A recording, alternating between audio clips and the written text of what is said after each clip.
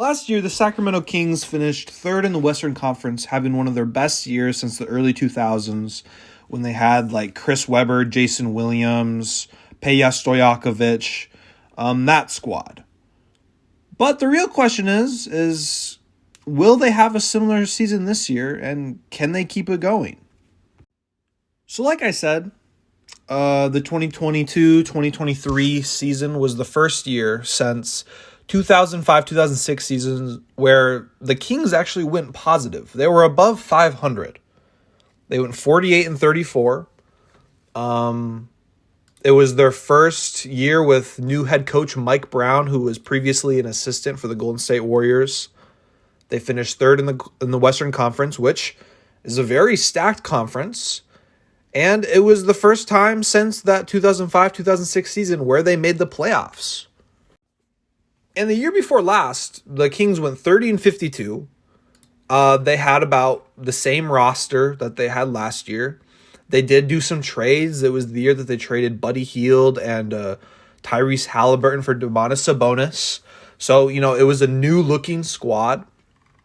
But they were worse. They went 30-52. They had Luke Walton and Alvin Gentry as head coaches. Luke Walton was just not a great coach at all for the Sacramento Kings. He had the same record pretty much every year he was the Kings head coach. Alvin Gentry didn't help very much whatsoever.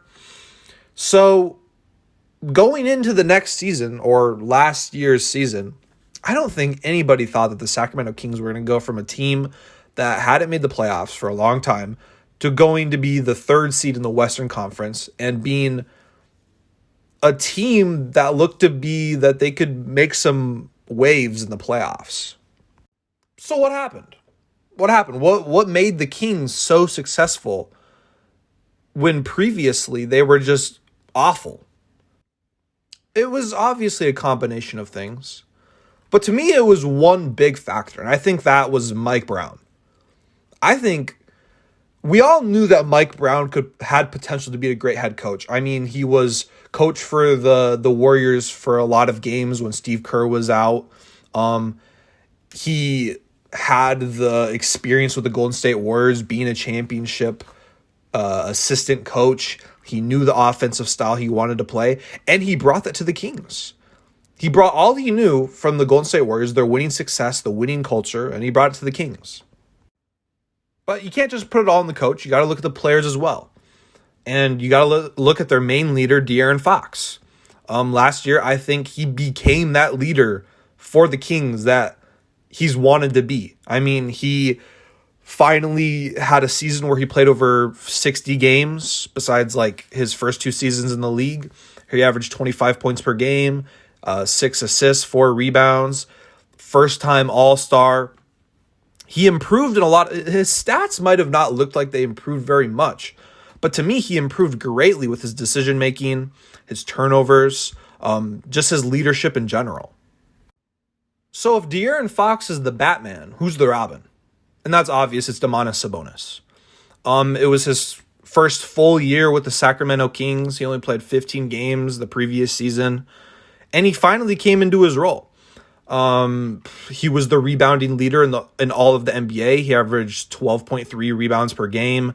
He averaged 7.3 assists, which was a career high in assists in a season, 19.1 points per game. So basically he was averaging 20, 12, and 7. That's pretty similar to a Nikola Jokic numbers. Obviously it's not Nikola Jokic, but he gets those, he gets those assists up a little bit. Gets those points up a little bit. He's just a little lesser of a version of Nikola Jokic. And that can go a long way. He doesn't need to be Nikola Jokic because he has De'Aaron Fox. So he doesn't have the Nikola Jokic role. If he had the Nikola Jokic role, who knows? Maybe he would be putting up Nikola Jokic numbers. I don't think he's as skilled as Nikola Jokic, but he has a very similar style of play. And then the third player I want to highlight is the Sacramento Kings' fourth overall pick, their fourth overall pick in Keegan Murray. Keegan Murray came into this team and had a huge impact. He started pretty much every game he played. He played 80 games. He was hardly ever injured. He averaged 12 points per game, 4 rebounds, 1 assist. He's a very good wing defender. That's like his trademark. Very efficient from the three, shooting 40%. So you add him into that mix, and it's great. And then, you have the supporting cast. You have Harrison Barnes, the veteran of the team, who also has championship experience. I mean, he's just consistent. He's just been consistent throughout his whole career. He averages about like 16 points per game every season he plays. I mean, it's light work for him to average 16. Kevin Huerter, he had a great regular season, averaging the most points that he ever has in his career. Malik Monk had a great season, especially in the playoffs, being a great sixth man for the Sacramento Kings. Davion Mitchell, always a great backup point guard to have. Trey Lyles played well. You had Terrence Davis putting in some work. Just a lot of great role players on this team. I mean, even like Alex Len was putting in minutes. When they had Rashawn Holmes, he was doing good. Kessler Edwards was doing great. Matthew Dellavedova even was getting some buckets. I mean, they had a tremendous supporting cast for De'Aaron Fox and Domantas Sabonis. And I think it all comes down to progression, because most of this team they had the previous year.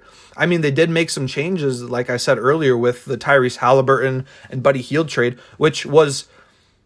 It was a little bit of a weird trade when it happened. I don't think a lot of people knew why the Kings did that or why the Pacers did that.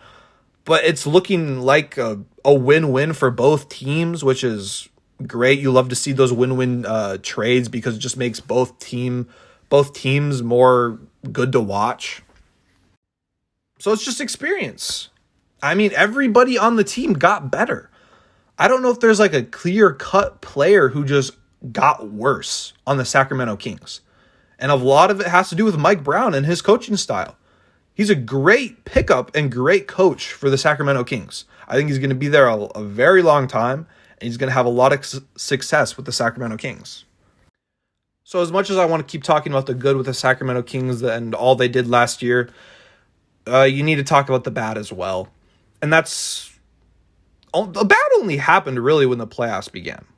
So they end the season with the 3rd seed, which is great. Flip side, they have to face off against the defending champions, the Golden State Warriors, who are the 6th seed. A lot to do with injuries, and I don't know, I guess just having a slump since their championship season, which, I mean, they can afford because they're champions. And going into that, so obviously they lose. They lose first round against the Golden State Warriors. But can you really fault them too much? They're playing the defending champs. They got Steph Curry. They got Draymond. They got Clay. They have a championship team.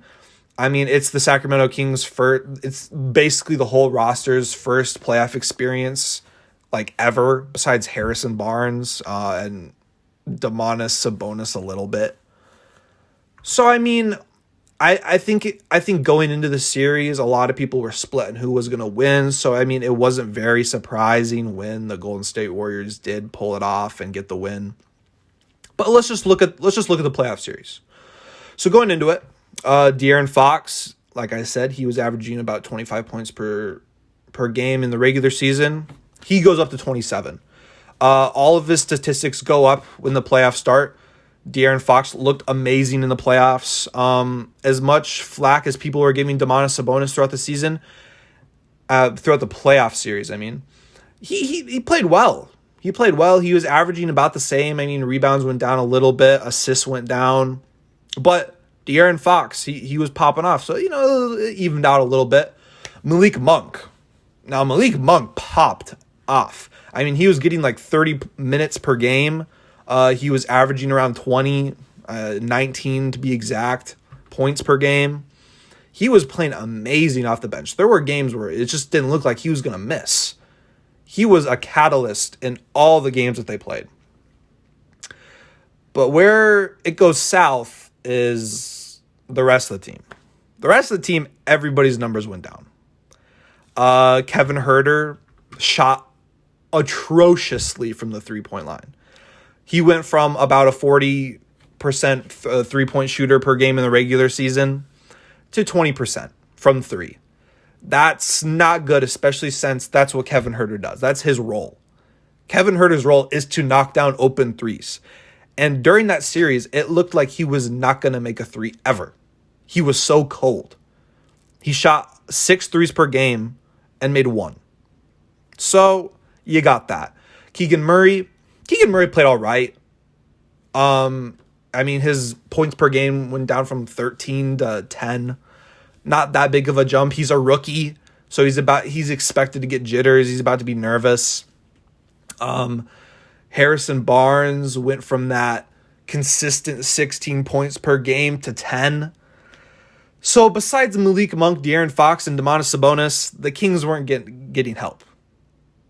And honestly, it's not too bad, because if you have 3 players that are going off and everybody else is doing bad, and you make it to 7 games in a series against the defending champ Golden State Warriors, it's not horrible. And in Game 7, you had Steph Curry go off for, 52 points? I mean, he had the most points in a Game 7 ever. So, it's not completely their fault. It is, because they're the team. But you can only get better from here. You'll have playoff experience going into next season. Your team will get better. Mike Brown will have more experience as head coach as well. So you're bound to just get better. Last year, I don't think anybody expected them to win the championship anyway. Now let's go into this offseason. What have the Sacramento Kings done so far? They signed Domantas Sabonis to a $217 million extension. So you got Sabonis locked down, which, great move. He's one of your cornerstones of the team. As long as you keep Sabonis, De'Aaron Fox, and Keegan Murray, I think you have a great squad. They signed Nerlens Noel, which I think is a very underrated move, because who's your backup center for the Kings? Alex Len? Alex Len is okay, but I think Nerlens Noel is a little better. Nerlens Noel by no means is what his talent was before getting drafted. Last year he averaged 2 points and 3 rebounds and 1 steal. But he has a defensive presence that I think is a little bigger than Alex Len as well. And a rebounding presence. They did re-sign Alex Len as well. So at least you have some insurance. You have an insurance policy if if Alex Len goes down, you have Nerlens Noel. If Nerlens Noel goes down, you got Alex Len. And if Domantas Sabonis goes down, which I really hope doesn't happen, because I think the Kings are going to be very fun to watch, you have Nerlens Noel, I guess. The Kings also made a surprising move in signing the EuroLeague MVP, and sorry if I butcher his name, Sasha Vezenkov, I think, to a 3-year, $20 million contract. In the EuroLeague, he averaged 18 points per game, 7 rebounds, 2 assists. And whenever you bring a Euro player into the NBA, usually the offense gets better. The defense goes down maybe a little bit. I don't think he's the most athletic player. He's 6'9". He's going to be that player that comes in when Harrison Barnes is going out of the lineup. And who knows, maybe he can... if he can get any of those 18 points per game into the Kings offense, that's going to be fantastic, because the Kings offense was number 1 last year. The Kings didn't really need any more offense. So that might be a little bit of a problem. This offseason, they didn't really do anything to address the defense problem. But their offense will get better, which it was already number 1. So if you can get higher than that, there you go. And I probably should have spoken on this, but their offense was number one, like I said, and their defense was 25th last year. So defense is obviously the problem. That's just the one thing that they didn't address this offseason. The Kings also re-signed Harrison Barnes. They traded for Chris Duarte, who is another offensive player. So still haven't addressed that defensive problem. But De'Aaron Fox showed a lot of improvement as a defender. I have no doubt that Mike Brown is going to get more, is going to address defense as more of a main problem into their scheme next year. I just think that Mike Brown is an amazing coach. I think Mike Brown will be able to address the defensive problem, even though they didn't change the lineup too much to where defense is addressed. I mean, like I said, they got Nerlens Noel, so that addresses it a little bit coming off the bench. So your bench will be a little better with defense. So let's just go over the lineup for the Sacramento Kings going into next year. You got De'Aaron Fox, Kevin Huerter, Keegan Murray, Harrison Barnes, and Domantas Sabonis as your starting lineup. Exact same from last year. Your bench, you got Davion Mitchell coming in for De'Aaron Fox. You got Malik Monk going in for Kevin Huerter. You got Chris Duarte now, who can come in for Keegan Murray or Harrison Barnes, and Sasha Veznikov. So those are two big upgrades off the bench. And the bench was main crutch last year. The starting lineup for the Sacramento Kings is amazing.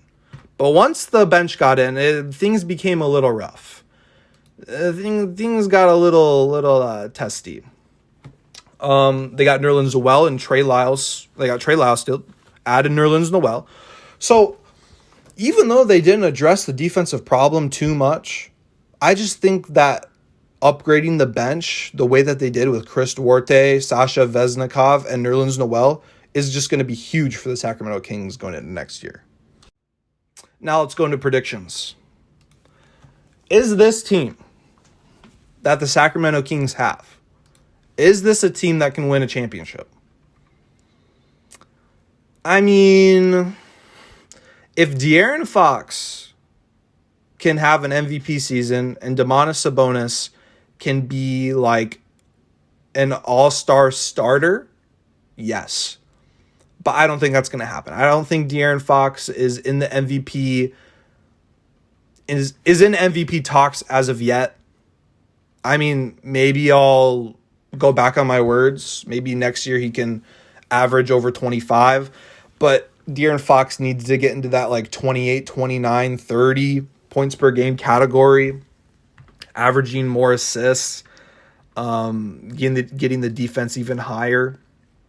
But this is a team that I think can reach the Western Conference Finals. I don't think that they're going to have a year like last year where they set expectations to like being the third seed and losing in the first round. I think they got the jitters out of the way, and I don't think that's going to happen. I don't think there's any way that the Sacramento Kings go into the playoffs next season and lose in the first round. I just don't think that'll happen. I think minimum they'll get to the second or conference finals. And the main reason I think this is they need to have a better defense. You're not going to win an NBA championship without a top 10 defense. You're just not going to. And as of last year, their defense was 25th, and that's just not going to cut it. I think they'll improve defensively, like a broken record, getting Nerlens Noel. But that's not going to do nearly enough to boost their defensive rating. I think they'll remain in the top 5 for offensive rating, but they're going to have to sacrifice some pace or something to get their defensive rating up. But I just don't. They need to get a defender. They need to get a defensive player of the year type player. I mean, dude, imagine they would have gotten Marcus Smart instead of the Grizzlies. Oh my gosh. Can you imagine that team? De'Aaron Fox, Marcus Smart, Keegan Murray, Domantas Sabonis, and Harrison Barnes. I mean, the Kings have Keegan Murray, who can be an all-defense type player, I think, in my opinion. But I just don't think it's enough. Domantas Sabonis isn't a great defender. He's not a big rim presence. Harrison Barnes, I mean, he's getting into his career. Well, I think he's just going to get worse. He's in his 30s now. De'Aaron Fox can get better. Kevin Huerter's no slouch on the perimeter. But they got to address it somehow, either with a trade or do something in this remaining little time that there is an offseason. So if the Kings can address their defense, I mean, sky's the limit. This is a very young team still. They have a lot to prove. They're going to make the playoffs. They're going to get past the first round, but if they can't address the defensive issues, they're going to have problems.